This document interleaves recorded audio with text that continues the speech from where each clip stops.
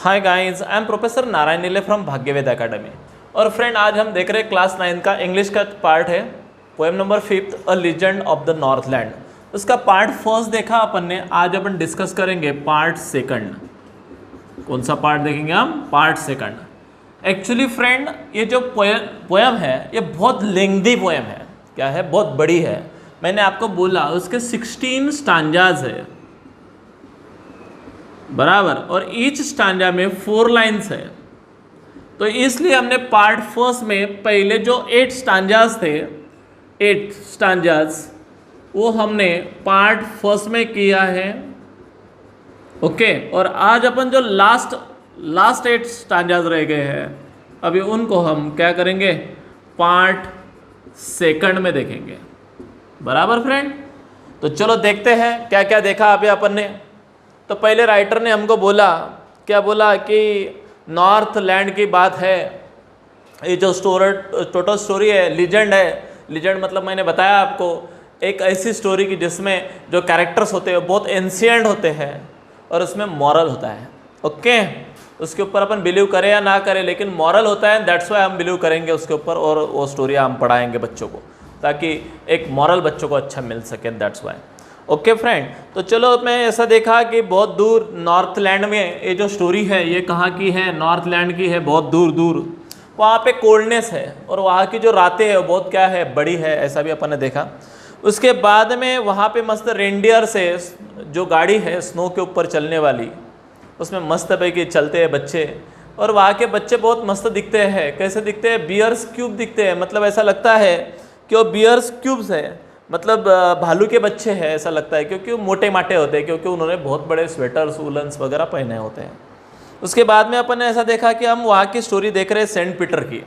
इस स्टोरी में 2 कैरेक्टर मैंने पहले भी आपको बताया था। पहला कैरेक्टर है द ओल्ड वुमन, और दूसरा कैरेक्टर है फ्रेंड स्टैंड यहाँ पे सेंट पीटर, जो संत पीटर है। ये जो संत पीटर है ये वहाँ से वर्ल्ड की भ्रमण कर रहा था। ये से भ्रमण करते करते नॉर्थलैंड में गया तो बहुत टायर्ड हो चुका था। क्या हो चुका था? बहुत टायर्ड। इतना टायर्ड कि खुद को नहीं संभाल पाया कि मैं कितना टायर्ड हो चुका हूँ। इतना ट्रेमेंडस क्या हो चुका था? वो थक चुका था, एग्जॉस्टेड हो चुका था, क्योंकि उसका फास्ट था फ्रेंड। फास्ट था मतलब उसका उपवास था, बराबर। और उसी की वजह से उसका टायर्डनेस बहुत ही बढ़ गया था। उसको कुछ तो भी खाना चाहिए था। और नॉर्थलैंड में आपने तो देखा होगा हर जगह पे क्या है? स्नोफॉल है, स्नो गिरा हुआ है, तो ऑब्वियसली खाने के वांदे थे। मतलब वहाँ पे फायर ही नहीं लगता था, तो फिर खाना कैसे पकाया जाए? लेकिन एक छोटा सा हट है, एक छोटी सी कॉटेज है, और उस कॉटेज में कौन रहती है? एक बूढ़ी औरत रहती है, द ओल्ड वुमन रहती है। और वो मस्त है कि वहाँ पे क्या कर रही है? केक बना रही है, बराबर फ्रेंड। तो वो बना रही थी, तो ऑब्वियसली वहाँ पे कौन गया? मैंने तो बताया फ्रेंड आपको कि वहाँ पे सेंट पीटर गया, और सेंट पीटर ने उस औरत को रिक्वेस्ट किया, ए माँ please give me some food, give me 1 cake, minimum 1 cake तो भी मुझे चाहिए। तो उस औरत ने भी सोचा है ओके ठीक है, दिया जाए। तो उसने छोटा सा एक लॉथ लिया और उसको ऐसा प्रकार से किया और उसको बेकिंग करने के लिए रख दिया, और उसके तरफ कॉन्स्टेंटली देख रही है। लेकिन बेक करने के बाद वो जो केक था इतना सा था, बट वो बेक करने के बाद इतना फूक गया। अब इतना फूक जाने के बाद में बहुत बड़ा लग रहा था। उस वुमन को ऐसे लग रहा था कि यार मैं उसको इतना दे दूँ तो फिर मुझे नहीं बचेगा। एंड दैट्स वाई उसने क्या कर दिया? वो बना हुआ केक साइड में रख दिया। सेंट पीटर देख रहा था कि मुझे ये बेकिंग होने के बाद में मुझे मिलने वाला था, लेकिन फिर भी उस औरत ने उसको दिया नहीं। क्यों नहीं? तो उसकी जान उसमें अटकी थी। क्यों? क्योंकि वो बहुत बड़ा हो चुका था। क्योंकि इतना बड़ा तो वो शेयर नहीं करना चाहती। बराबर, कोई भी हो फ्रेंड, आप भी हो, आप भी किसी को देंगे तो पूरा तो नहीं देंगे। एक छोटे सा पार्ट है तो okay, we will ready to give that person, तो हम भी उसको देने के लिए क्या रहते हैं? तैयार होते हैं। फॉर एग्जाम्पल, आप इमेजिनेशन करो, आपके घर में आप बैठे हो और आपको बहुत भूख लगी है, और आप 1 रोटी है आपके पास, 2 रोटी है, और आप खाना खाने को बैठ गए। उतने में से कोई तो भी बेगर आ गया बाहर से, और बेगर बोला भिक्षा दे माई, थोड़ा सा हो तो मुझे दे दो। तो क्या आप उसमें से 1 रोटी उसको देंगे? नहीं। कितने भी अच्छे हो आप, उसमें से ज़्यादा आप आधी रोटी 2 में से उसको देने के लिए जाएंगे। और यदि उसने बोला कि मुझे और चाहिए तो आप बोले जल्दी सटाक हवा आने दे। इस प्रकार से हम बोलेंगे फ्रेंड। उसी ही प्रकार से यहाँ पे कंडीशन बिफॉल हुई है। सेंट पीटर ने मंगा तो उसने देने को चाहा, ऐसा नहीं बोले कि मैं नहीं देती, लेकिन छोटा सा बेकिंग के लिए टुकड़ा रखा और उसको लोथ करके वहाँ पे रख दिया बेकिंग करने के लिए। लेकिन वो बड़ा हो गया, बड़ा हो जाने के बाद में थोड़ा सा फूक गया, वो फूक जाने के बाद में बड़ा दिखने लगा तो उसकी नज़र फाक गई, किसकी? ओल्ड वुमन की, क्योंकि वो ज़्यादा ग्रीडी थी मतलब लोभी थी, लालची थी, वो नहीं शेयर करना चाहती थी इतना बड़ा हिस्सा उसके साथ। एंड दैट्स व्हाई उसने रख दिया और दूसरा छोटा सा और एक छोटा टुकड़ा लिया, फिर उसको भी क्या कर दिया, बेकिंग करने को लगा दिया, फिर वो भी रख दिया और वो भी थोड़ा सा क्या हो गया, बड़ा हो गया। Then she thought that the second one was as big as the compared of the first one. जो सेकंड भी था वो कंपेयर टू फर्स्ट क्या था, सेम बन गया था। That's why she is not ready to share that is also with that saint Peter. उसको थोड़ी पता था वो सेंट पीटर है, वो सिर्फ उस आदमी को उसके साथ वो क्या नहीं करना चाहती थी, इतना बड़ा केक शेयर नहीं करना चाहती थी, क्योंकि वो एरिया ऐसा था फ्रेंड कि इस एरिया में फूड की स्कार्सिटी है। पहली बात, वहाँ पे फायर तो नहीं लगा सकते, छोटी सी झोपड़ी में उसने कैसा तो भी अरेंजमेंट किया है, इसलिए वो उसको देने के लिए क्या नहीं है, तैयार नहीं है। फिर क्या हुआ आगे, यहाँ तक अपन आए थे फ्रेंड। चलो स्टांजाज मैंने बोला आपको, पहले स्टांजा अपन ने देखा 8 स्टांजा, अभी 9th वाले स्टांजे पे ध्यान रखना है। कौन से स्टांजे से स्टार्ट करेंगे हम? 9 से स्टार्ट करेंगे, तो अभी 16 तक जाना है हमको। ओके, ये हमारा सेकंड पार्ट का ट्रैवलिंग। चलो देखते हैं फ्रेंड, पेज नंबर आ जाओ 66 के ऊपर। आगे पहले 2 स्टांजा ऊपर के छोड़ दो, थर्ड वाले से आ जाओ, देन से स्टार्ट करेंगे। सब बच्चे ने पहले बुक निकालो प्लीज, विदाउट बुक मेरे पास बैठना नहीं, मेरे सामने तो बिल्कुल नहीं बैठना, because I don't like this. First of all you should be your book, पहले आपके पास आपका ये बिहाइव नाम का बुक होना चाहिए, उसमें से पेज नंबर 66 पे आ जाओ। फिर उसके बाद में ऊपर के 2 स्टांजे छोड़ दो, थर्ड वाले स्टांजे से हम स्टार्ट करने वाले हैं। तो देयरफॉर उसने वो नहीं दिया। Then she took a tiny scrap, फिर उसने क्या किया, अब थर्ड टाइम एकदम टाइनी स्क्रैप लिया, मतलब टाइनी मतलब write down a small piece, scrap मतलब पीस, टाइनी मतलब स्मॉल, एकदम स्मॉल पीस लिया ऑफ डो। डो का मतलब राइट डाउन गुना हुआ आटा, उसको बोलते हैं फ्लोर मिक्सड विथ वाटर। ऐसा फ्लोर लिया कि जो वाटर में मिक्स हुआ हो, थोड़ा सा इतना ही आटा लिया उसने। And rolled and it at the flat, और उसको ऐसा रोल्ड किया, उसका फ्लैट कर दिया। फ्लैट मतलब समझता ना आपको, रोटी कैसे फ्लैट करते हैं हम, वैसा कर दिया। Okay, and baked it thin as a wafer. आपने चिप्स वेपर वगैरह देखे, बटाटे वगैरह, बराबर, तो उसी प्रकार से एक वेपर बना दिया। वेपर का मतलब वो लिखो पापड़ जैसा, इतना पतला, बराबर, तो वैसा ही पतला उसने उसको बना दिया और बेक करने को बैठी। But she couldn't part with that, इतना छोटा हुआ, छोटा बनाया उसने, she couldn't part with that, लेकिन फिर भी उसका वो देने के लिए मन नहीं कर रहा था। अब देने के लिए मन क्यों नहीं कर रहा था, तो बात दूसरी थी। क्या हो गया था देखो, समझ में आया फ्रेंड आपको ये बात? मैं और एक बार पढ़ता हूँ, ध्यान से सुनना है। Then she took a tiny scrap of dough, उसने गुने हुए आटे का एक छोटा सा क्या लिया, पार्ट लिया, उसको रोल इट किया, एकदम फ्लैट कर दिया। Then bake it thin with as a wafer, इतना बारीक कर दिया कि एक पापड़ जैसा। And she couldn't part with that, मतलब इतना छोटा हो गया वो, गिव अप मतलब देना, उसको वो देने के लिए थोड़ा सा शर्मा रहा था। कौन शर्मा रही थी? वो औरत। चलो देखते हैं, अभी निकालो जल्दी से 9th नंबर का, उसके ऊपर मैं क्वेश्चंस आपको पूछता हूँ। व्हाट डिड शी डू, उस वुमन ने क्या किया? तो क्या किया? She took a tiny scrap of a dough and roll it and made it a thin, उसको एकदम पतला बना दिया। व्हाट हैपन अल्टीमेटली, क्या बन गया? Ultimately she could not give the cake to the saint, और इसलिए वो सेंट को वो केक नहीं दे सकी। क्यों नहीं? तो एकदमच क्या हो गया था, पतला हो गया था, एकदमच बारीक हो गया था, एकदमच छोटा था, उसको वो भी देने में क्या आ रही है, शर्म आ रही है। पहले बड़े थे दैट्स वाई नहीं दिया, दूसरा उस पहले जैसा ही बड़ा हो गया दैट्स वाई नहीं दिया, तीसरा बनाया तो एकदम पपड़ी जैसा वेपर बन गया था दैट्स वाई नहीं दिया। Okay, what did she do to the tiny scrap of dough? She kept on rolling the dough till it become a flat and thin, कब तक फ्लैट और थिन ना हो जाए। How did the cake look like, तो cake कैसा दिख रहा था? तो थिन वेपर, एकदम पतला हुआ पपड़ जैसा दिख रहा था। आगे देखते हैं। ओके, क्वेश्चन समझ में आ गया? चलो, हो गया मेरा 9th। अब जाएंगे हम 10th। 10th स्टैंजा में क्या है? चलो, for she said my cake that seems too small. Sorry, ये जरा ज़्यादा क्या हो गया? स्मॉल हो गया। When I eat of them myself, ये मैं खा लूँगी। Are yet too large to give away, so she put them on the shelf. तो इसलिए उसने वो भी उसके साथ नहीं शेयर किया, वो भी उसने कहाँ पे रख दिया? अलमारी में रख दिया। राइट डाउन, सेल्फ का मतलब लिखो अलमारी। देखो और एक बार पढ़ता हूँ, ध्यान देना है। 10th में फॉर शी सेड, वो कह रही थी my cake that seems too small, ये जरा ज़्यादा छोटा हो गया। When I eat of them myself, ऐसे मैं मेरे लिए बनाती। Are yet too large to give you, लेकिन ये भी आपके हिसाब से क्या हो गया? बड़ा हो गया। ये तो मेरे लिए हो सकता है, इसलिए मैं ये भी नहीं देना चाहती हूँ, इसलिए उसने वो भी रख दिया। So see put them on the shelf, यानी इतना पपड़ी जैसा, वेपर जैसा बन गया था, वो भी देने की इच्छा किसकी नहीं हो रही है? ओल्ड वुमन की नहीं। नहीं, इससे तो मेरी भूख, मेरी हंगर उससे क्या हो सकती है? शांत हो सकती है। आपकी नहीं, आपके लिए तो और छोटा दूंगी मैं।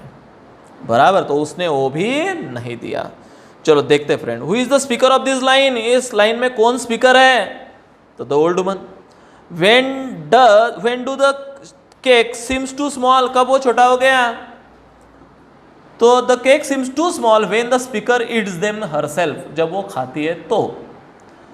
when do the cake seems too large, जब केक बड़ा क्यों हो जाता है? जब अपन खाते हैं तो ऐसा लगता है बहुत छोटा हो गया, लेकिन दूसरों को जब देते हैं तो बहुत बड़ा हो गया, बहुत बड़ा हो गया।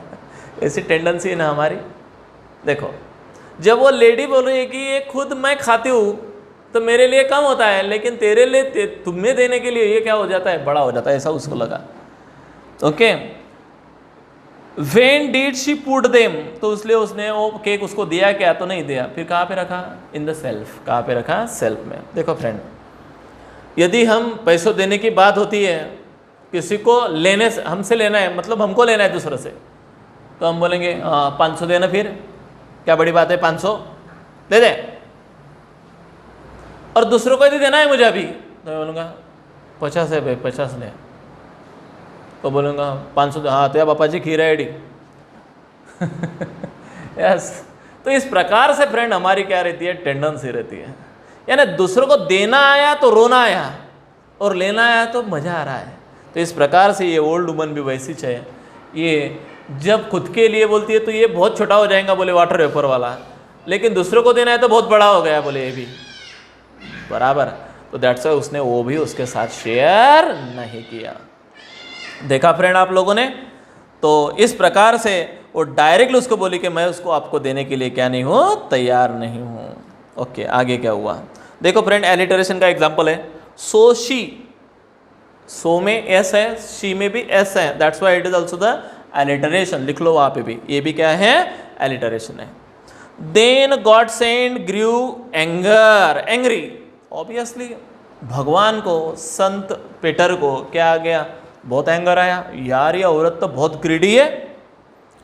For she was hungry and फेंट, क्योंकि वो ज़्यादा क्या हो चुका था? हंग्री हो चुका था, क्योंकि पूरा वर्ल्ड घूमते आया था। दूसरी बात फास्ट था। तीसरी बात पैदल घूमने से वो टोटल एग्जॉस्टेड हो चुका था, पूरा हंगर आ चुका था उसको, और इसलिए उसको फेंट आ रहे थे, चक्कर आ रहे थे।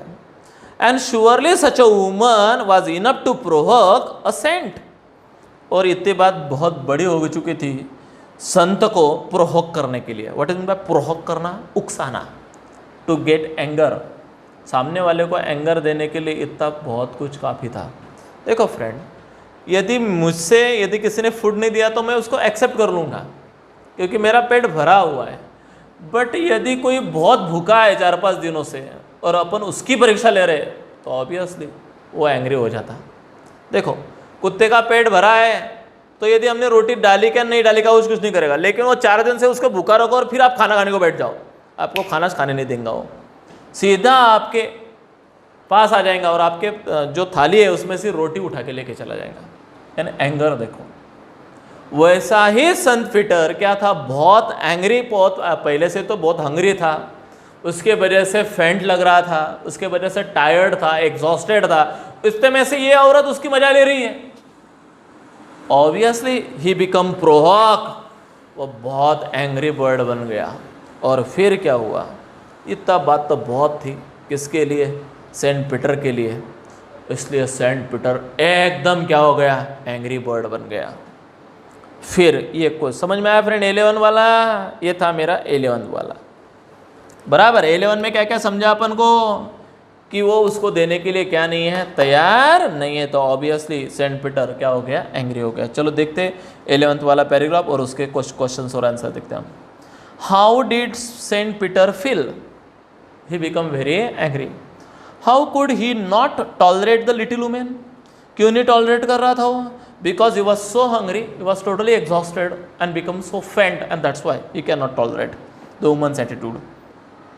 Y did he feel angry, उसको एंग्री क्यों आ गया, he feel angry because he was very hungry, exhausted, week, and the little women was not giving him any cake, और वो उसको एक भी केक नहीं दे रहे थे, that's why he become angry, और इसलिए वो क्या हो चुका था, एंग्री हो चुका था।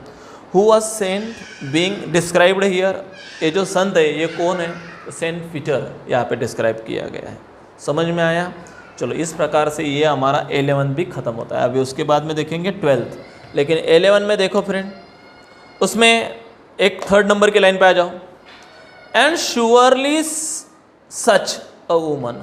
तो देखो वहाँ पे श्योरली का यस और सच का यस, कौन सा वर्ड, कौन सा साउंड रिपीट हुआ है, yes sound is repeated, and for that's why it is also called the alliteration, इसलिए वो भी कौन सा फिगर ऑफ स्पीच है, एलिटरेशन है फ्रेंड। ओके चलो आगे देखते हैं फ्रेंड। उसके बाद में एंड से लेते हैं, कौन सा पैसेज नंबर 12th, अभी देखेंगे 12th वाला। ओके, एंड ही सेड, फिर उसने बोला, you are far too selfish.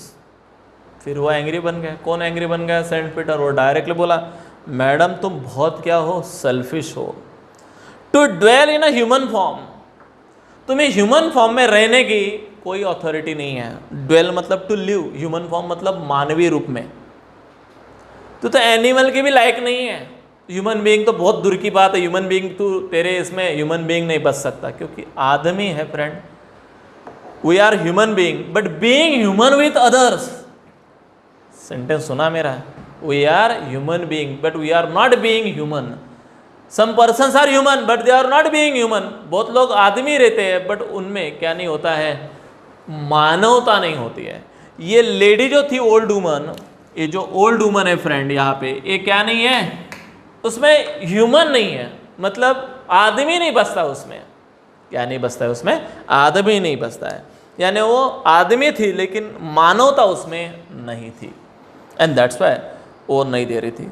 ये बात बहुत कुछ बिगड़ चुकी थी। इससे कौन एंग्री बन चुका था, Saint Peter. Okay, and he said you are far too selfish madam to dwell in a human form. तुमको ह्यूमन फॉर्म के रहने की कोई अथॉरिटी नहीं है। To have both food and shelter and fire to keep you warms. बराबर, to have both food and shelter, उससे better तू ये जगह क्या कर दे, खाली कर दे। यहाँ पे दूसरा कोई तो भी अच्छा आदमी आएगा, ह्यूमन, जिसके लिए ये फूड और शेल्टर उसके काम में आएगा। ये तेरे बस की बात नहीं है, तो इसके लायक नहीं है। मतलब तुम ह्यूमन बीइंग के ही लायक नहीं हो, मतलब तुम में मानवता बिल्कुल भी नहीं है। तुम्हारे जैसे सेल्फिश तुम ही हो, ऐसे मीनिंग होते हैं friend, according to the saint Peter. इतना एंग्री बर्ड बन चुका था कौन, सेंट पीटर। समझ में आया फ्रेंड 12th में क्या क्या बोला सेंट पीटर ने, कि तुम मानवता के लायक ही नहीं हो। उससे बेटर है तू यहाँ पे जिंदा ही मत रहे, उससे बेटर है दूसरा आदमी यहाँ पे आए, उससे बेटर है उसके लिए जगह और फूड तो भी बचेगा। ओके, चलो फिर 12th के अपन क्या देखते हैं, क्वेश्चन और आंसर देखते हैं friend. What did Saint Peter say about the woman, कि शी वॉज टू सेल्फिश, कि वो बहुत क्या है, सेल्फिश है, काय के फॉर्म में रहने के, and to dwell in the form of human being. Okay, how does you prefer in the first line, तो यू किसके लिए कहा गया फर्स्ट लाइन में, तो यू मतलब उस औरत को, द लिटिल वुमन, उसको। Did she deserve to dwell in the human form, तो no, she is not deserve to dwell in the human form. देखो फ्रेंड, जिस आदमी में मानवता ही नहीं है, ह्यूमैनिटी ही नहीं है, उसको ह्यूमन बन के जिंदगी जीने से कोई मतलब नहीं आता, तो तुम मानव बनने के लायक ही नहीं है। What kept the little women warm, fire kept the little women warm, तो वहाँ पे जो फायर थी वो उसको वार्म प्रोवाइड कर रही थी। ओके, समझ में आया फ्रेंड 12 भी। अब उसके बाद में जाते हैं अपन 13 वाला, चलो देखते हैं। Now you shall build as the bird do. Underline कीजिए लाइन को, किया अंडरलाइन। बताइए कौन सा फिगर ऑफ स्पीच है, मैंने सिखाया है आपको 3 फिगर ऑफ स्पीच सिखाए मैंने आज आपको। पहले पार्ट में मैंने बताया था रिपीटिशन, उसके बाद में मैंने बताया एलिटरेशन। रिपीटेशन का मतलब whenever the one word is repeated for the sake of poetic effect. Alliteration में बताया one sound is repeated for the sake of poetic effect. और तीसरा फिगर ऑफ स्पीच मैंने बताया था simile. Here one thing is compared with another and as और like word is used, so it is called the simile. So friend यहाँ पे as word use किया गया लाइन में, देखो जरा एक बार, तो इसलिए ये सिमिली फिगर ऑफ स्पीच है। वहाँ पे लिख लो जल्दी लगे तो, बराबर वहाँ पे लिखो इट इज़ अ सिमिली, और एज के नीचे अंडरलाइन करो और लिखो वहाँ पे simile. Why it is simile? Because the old woman क्या करेंगे बोले, आज से तुम यहाँ पे ये हट में रहने के लायक नहीं हो। कौन से? ये जो तेरी हट है इसमें रहने के लायक नहीं हो आप, बराबर। उससे तो बेटर तू क्या बन, बर्ड बन। क्या बोला उसने, देखो एज बर्ड डू। तुझे अभी ऐसा हट नहीं मिलेगा, तुझे तेरा हट खुद बनाना पड़ेगा। बर्ड को उसका हट खुद क्या करना पड़ता है, बनाना पड़ता है। Now you shall build as the bird do. अब जैसा एक आधा बर्ड उसका घरटा यानी नेस्ट बनाता है, वैसा ही नेस्ट तुझे भी तेरा बनाना पड़ेगा। And shall get your scanty food. Underline करना जरा, स्कैंटी मतलब वेरी लिटिल फूड। और पूरा वो अपना होल करके बर्ड, एक बर्ड देखा है फ्रेंड आप लोगों ने? देखो ऐसा एक ट्री रहता है, बहुत बड़ा ट्री, बराबर। अब इमेजिनेशन करते ये ट्री है, यहाँ पे फ्रेंड एक बर्ड आता है, और वो बर्ड फ्रेंड क्या करता है, अपने बिक से इधर क्या करता है, टक टक टक टक करता है, और ये ऐसा इस प्रकार से होल बनाता है। ये देखा है फ्रेंड आप लोगों ने? इस प्रकार से होल बनाता है।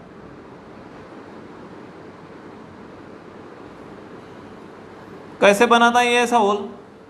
और ये कौन सा बर्ड है, कैन यू टेल मी? कोई मुझे बता सकता है? ऐसे देखा है आप लोगों ने कि इस प्रकार का नेस्ट बनाता है एक बर्ड है।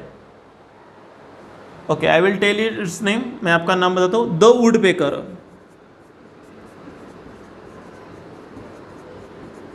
क्या नाम है उस बर्ड का? The woodpecker. वुडपेकर मतलब समझता है? सुतार पक्षी। क्या बोलते मराठी में उसको? सुतार पक्षी। ये पक्षी, ये बर्ड क्या करता है? ये बर्ड स्रीप एंड स्रीप एक ही फूड खाता। क्या फूड खाता मालूम है?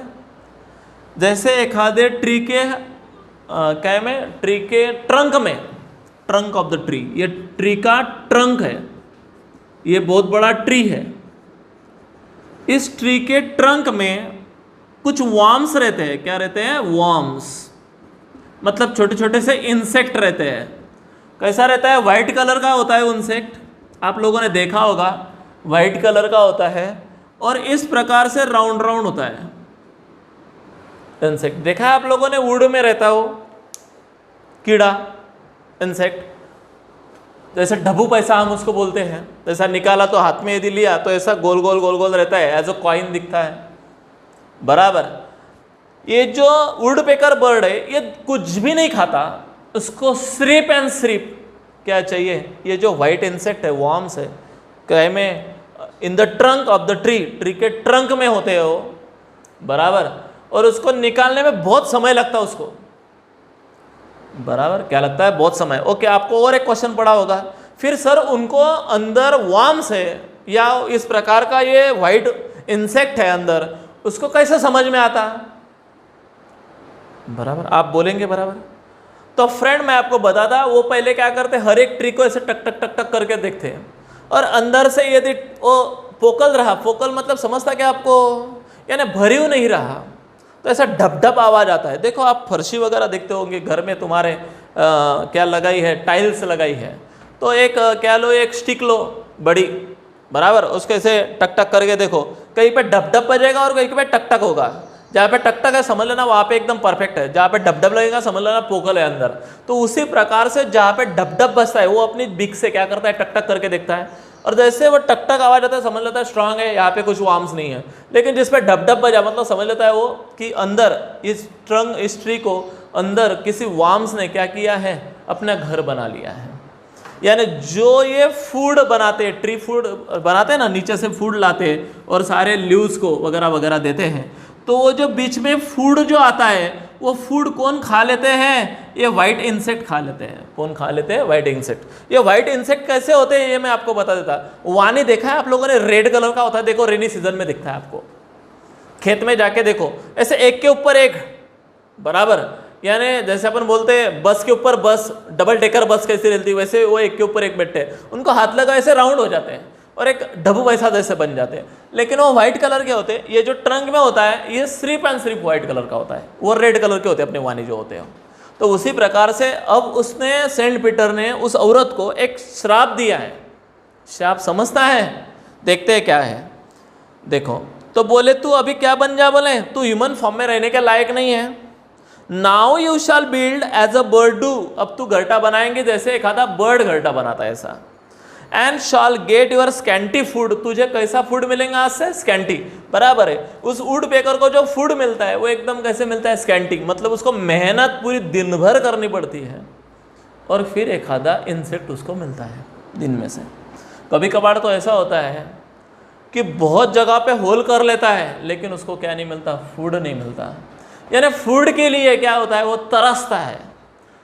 अभी उसने उसको शाप दे दिया सेंट पीटर ने इस वुमन को कि तू ऐसा बर्ड बनेगी आज से वुड पेकर, और तुझे जैसे तूने मुझे फूड के लिए यहाँ पे क्या किया, तरसाया, जैसा पहला केक बनाया मुझे नहीं दिया, सेकंड बनाया मुझे नहीं दिया, थर्ड वाटर वेपर जैसा बनाया वो भी मुझे नहीं दिया, बराबर। जैसा तूने मुझे, जैसे हंगरी पर्सन को तूने बहुत क्या किया है, सताया है, तो आज से मैं तुझे शाप देता हूँ कि तू आज से वुड पेकर बनेगी।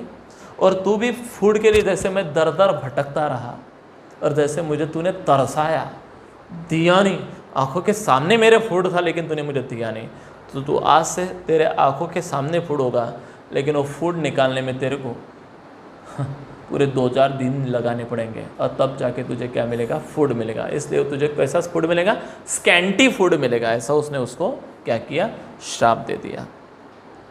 ओके, बाय बोरिंग, तेरे को फूड मिलने के लिए क्या होना पड़ेगा, बोरिंग होना पड़ेगा, मतलब बहुत टक टक करना पड़ेगा। Boring and boring and boring all the day, पूरा दिन भर, in the hard and dry trunk, काय में करना पड़ेगा तुझे छेद, हार्ड और ड्राई ट्रंक में छेद करना पड़ेगा। ज़्यादा से ज़्यादा ये जो वार्म्स रहते हैं ये हरे भरे वृक्ष में नहीं रहते, ज़्यादा से ज़्यादा ये सूखे हुए वृक्ष में रहते हैं, क्योंकि उसमें ट्रंक क्या हो जाता है, हार्ड रहता है और एकदम ड्राई होता है। ऐसे ट्रंक में तुझे खुद वार्म्स ढूंढना पड़ेगा, बराबर। ऐसा श्राप किसने किसको दिया, सेंट पीटर ने। कौन से, 13 वाले में, ध्यान में रखना है फ्रेंड। ओके, आ जाओ फिर थर्ड नंबर। देखो पहली लाइन मैंने बताया कौन सा फिगर ऑफ स्पीच है, simile. Because why, because here the old woman is compared with a small bird. उसके कंपैरिजन किसके साथ की है, स्मॉल बर्ड के साथ, यानी as word is used, that's why it is a simile. Line number 3 पे आ जाओ आगे, by boring and by boring and by boring, बराबर। तो समझ में आया, बोरिंग बोरिंग वर्ड रिपीट हुआ है तो कौन सा फिगर ऑफ स्पीच है, यस ऑब्वियसली रिपीटिशन है। Okay, all the day hard and dry would, समझ में आया। चलो अब कौन सा, 13 हो गया, अभी 14 वाला देखते हैं। 14 वाले में क्या है, चलो 14 उसके क्वेश्चंस रह गए, चलो उसके क्वेश्चन देख लेते 13 के। What did the saint do, saint ने क्या किया, the saint crushed her, saint ने पूरा उसको क्या कर दिया, क्रश कर दिया। How will the baker get a food now, बराबर। तो बेकर को अभी कैसा फूड मिलेगा, तो उसको स्कैंटी फूड मिलेगा। कैसा फूड मिलेगा, scanty. What form would the little woman take to, अभी कौन सा फॉर्म उस वुमन को क्या करना है, ऐसा शाप दिया सेंट ने, तो बर्ड फॉर्म। कौन सा, ह्यूमन फॉर्म में तो रहना नहीं चाहती, रहना नहीं चाहिए तुझे, तुझे कौन सा फॉर्म चाहिए, अभी bird form. Okay, will she get a plenty of food, तो ना she will be get a scanty of food. उसको आज से प्लेंटी ऑफ फूड नहीं मिलने वाला है, स्कैंटी ऑफ फूड मिलने वाला है। समझ में आया फ्रेंड? ओके, नेक्स्ट जाते हैं फ्रेंड अपन 14 नंबर के पैराग्राफ के ऊपर। Then up she went through the chimney, जैसा उसको शाप मिला उस वुमन को, उसके घर में जो चिमनी थी उस चिमनी से वो चली गई डायरेक्ट भुर्र उड़ के, बर्ड बन के। नेवर स्पीकिंग अ वर्ड, एक वर्ड भी उसने नहीं बोला। जैसा शाप मिल गया उसको, she turn into the bird, काय में टर्न हो गई बर्ड में, और सीधा चिमनी से निकल गई। And out of the top flu a woodpecker, जैसे अंदर से जाते हुए देखी तब लेडी दिखाई दे रही थी, लेकिन जब बाहर निकली तो क्या दिखाई दी? एज अ वुडपेकर बन चुकी थी। मतलब जो बर्ड बन चुकी थी वो कौन सा बर्ड बन चुकी थी? Woodpecker. For she was changed to a bird, वो खुद एक काय में चेंज हो गई थी, बर्ड में चेंज हो गई थी। समझ में आया फ्रेंड? और एक बार पढ़ता, ध्यान देना है। Then up she went through the chimney, कहाँ से चली गई? चिमनी से चली गई। नेवर स्पीक अ वर्ड, एक वर्ड भी नहीं बोला। And out to the top of a flue woodpecker, क्या बन के निकली हो? वुडपेकर बन के निकली। For she was changed to a bird, क्योंकि वो बर्ड में क्या हो चुकी थी? कन्वर्ट हो चुकी थी। चलो देखो जरा, तो ये फ्रेंड पहला वाला लाइन देखो, उसमें टी साउंड रिपीट हुआ है, थ्रू द, दिखाई दिया? That's why it is the alliteration. Okay, चलते हैं उसके क्वेश्चंस और आंसर देखते हैं अपन। ओके चलो, how did she go off, वो कहाँ पे गई? तो through the chimney. Who changed her into the bird? Saint Peter. Okay, who cursed the little women, किसने कर्स दिया था? ये किसने शाप दिया था? तो ये जो शाप दिया था ये किसने दिया था? द सेंट पीटर ने। What was the little women change to? Change to a woodpecker, क्या बन चुकी थी वो? वुडपेकर बन चुकी थी। चलो अभी पेज नंबर 67 पे आ जाओ, आगे बच्चों लोग 67 पे। चलो अभी कौन सा फिगर, कौन सा देखेंगे अपन? 15 हुआ स्टांजा, कौन सा? 15, number 15। She had a scarlet cap on her head that she was left the same, जो कलर उसने, जो ड्रेस उसने, जो साड़ी उसने वियर की थी उस औरत ने, कौन सी कलर की वियर की थी? रेड। और उसी का कलर, उसके जो हेड का कलर था, she had a scarlet cap on her head. तो वुडपेकर देखा है आप लोगों ने? उसका जो ऊपर का जो तूरा रहता है, जैसे मोर के ऊपर तूरा होता है, वैसे वुडपेकर के ऊपर भी तूरा होता है और रेड कलर का होता है। जो ड्रेस उस औरत ने पहना था, इसलिए उस वुडपेकर का ऊपर का जो तूरा बन गया वो भी काय का बन गया? रेड कलर का। That was left the same, वही कलर उसको आ गया। And but all the rest of our clothes were burn, लेकिन जो चिमनी के अंदर से गई थी तो जाते जाते उसके टोटल कपड़े क्या हो चुके थे? बर्न हो चुके थे। And black as a coal in the flame, जैसे फायर में से कोल निकला हो, कोल में से कैसी फायर निकलती, वैसे प्रकार से वो जब चिमनी से बाहर निकली तो उसके कपड़े पूरे क्या हो चुके थे? जल चुके थे।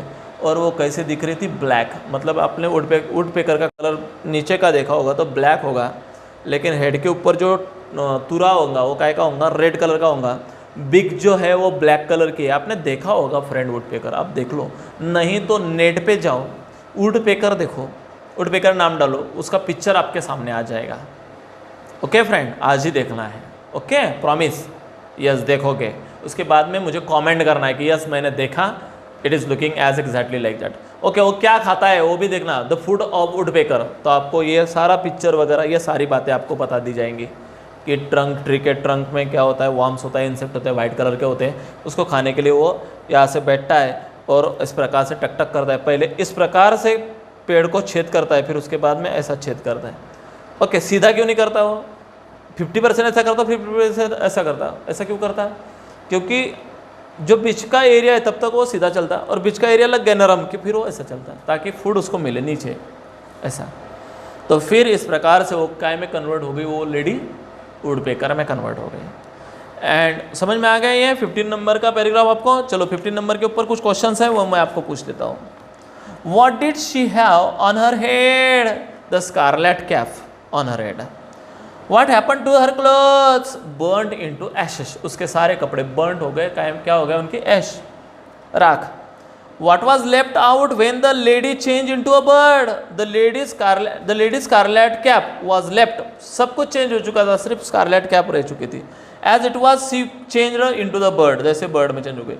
How did her clothes become after being burned, become a black as a coal, काय की तरह, कोल की तरह। तो देखो फ्रेंड यहाँ पे भी एज वर्ड यूज किया गया है, एज अ कोल। तो लिखो वहाँ पे भी कौन सा फिगर ऑफ स्पीच है, वो सिमिली है। कौन सा फिगर ऑफ स्पीच है, वो सिमिली।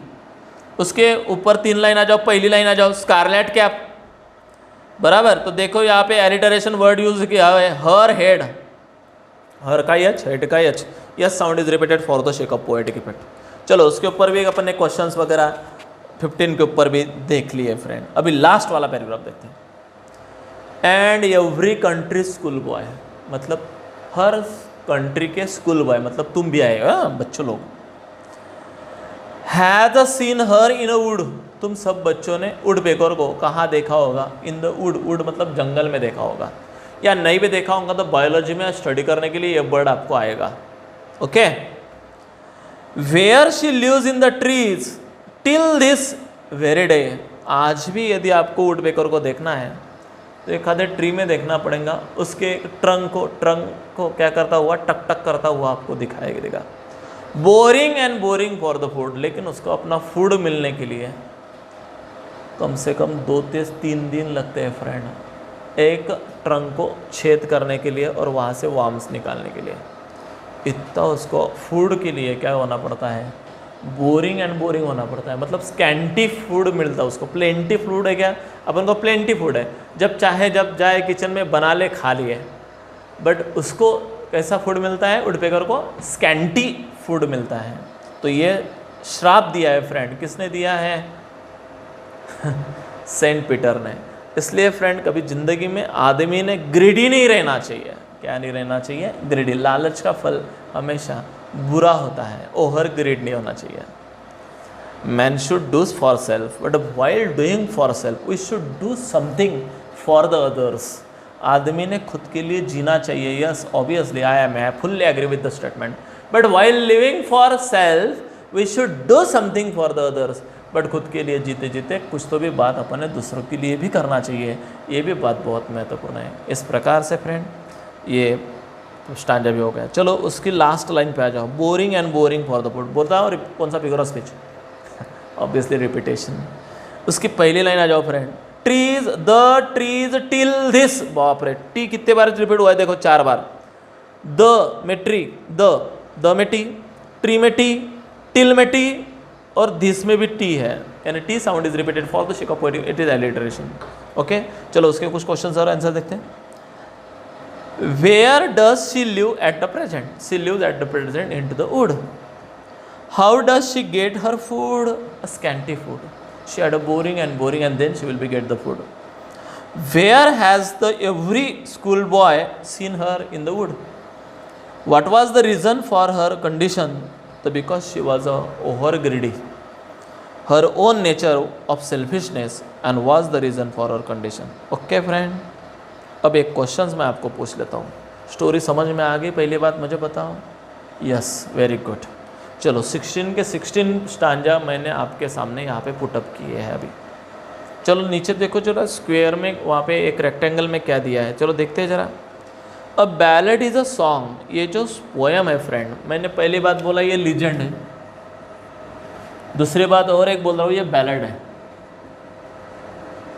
ये जो पोएम है पूरी ये बैलेड है। बैलेड है मतलब पोवाड़ा, पोवाड़ा समझता फ्रेंड आपको, एक बहुत बड़ा सॉन्ग होता है जो स्टोरी के रूप में गाया होता है, बराबर। आपने शिवाजी महाराज के बैलेड सुने होंगे, जीर जीर जीर जी, ऐसा सुना होगा आप लोगों ने। तो ये भी एक सॉन्ग है फ्रेंड, ये बैलेड है। Ballad is a song narrating a story of a short stanza, जिसके छोटे छोटे स्टांजा में वो स्टोरी क्या की होती है, नरेट की होती है। Ballad are the part of folk culture, वो हमारा महाराष्ट्र का क्या है, फोल्क कल्चर है। और popular culture are passed on orally from one generation to the next generation. और सिर्फ हमारे महाराष्ट्र में नहीं है, बहुत स्टेट्स में, कंट्रियों में भी ये फॉर्म है, और वो जनरेशन टू जनरेशन क्या होता है, आगे चल रहा है। The legend of the Northland is a ballad, और ये क्या है, बैलेड है। एक क्वेश्चन और पूछना चाहता हूँ, is this story a true story? तो मैंने पहले ही बता दिया, it is not a true story, no it is a imaginative story. Okay, तो इसमें बहुत आपको और एक question, what is legend, legend का मतलब बता सकते हो? तो मैंने आपका लीजेंड का मतलब आपको बता दिया है फ्रेंड। ओके, तो इस प्रकार से फ्रेंड ये पोएम यहाँ पे ख़त्म होती है। फिर भी आपको 100% मुझे तो गारंटी है you will be surely understand this poem, क्योंकि मैंने उसको बहुत डिटेल में आपको सिखाया है, पढ़ाया है। लेकिन फिर भी यदि आप कुछ प्रॉब्लम आया, कुछ डिफ़िकल्ट वर्ड रहे, कुछ कंसेप्ट नहीं समझी, तो please ask me in my comment box, I will be surely solve each and every problem of you. फिर भी यदि आपको कुछ प्रॉब्लम आ रहा है तो please ask me on my personal number, I will be surely solve each and every problem of you. और यदि अच्छा लगे वीडियो मेरा तो लाइक जरूर कीजिएगा and share my channels with the others. Thank you, bye, see you.